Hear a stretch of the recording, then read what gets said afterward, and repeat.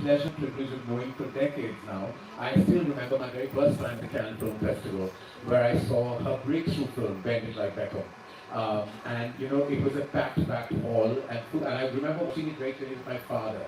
And I remember him feeling so proud about the Punjabi representation in the film. And he was like, so I could tell that, you know, he had an effusive smile and he was so happy with the fact that the Punjabi music played. And, you know, it was really a true representation of the Sikh, Punjabi, British diaspora combination that came through so efficiently, effectively, and beautifully in Bend It Like Beckham.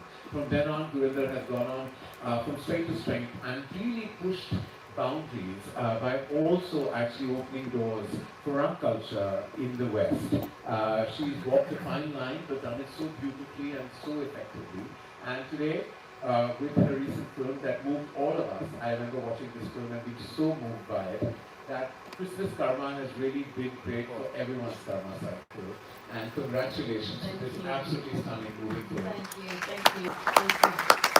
I remember the meeting in Cannes. It was outside the Star Cinema, Yeah. Star Recall, and I was thrilled because there were two Indian people there, you know, amongst all the friendlies. So I was like, it's two people of my own, and I didn't know you then.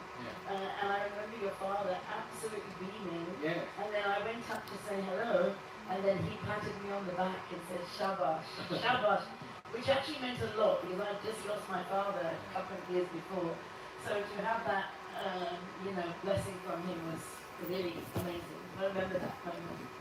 Well, let's start with the moment of today, which is us chatting about the film of this special evening, Christmas Karma. Now, you took on the very big invitation, it's adaptation, an adaptation done so effortlessly. An invitation, it's adaptation, an adaptation done so effortlessly. So, what do you have to say to the naysayers first?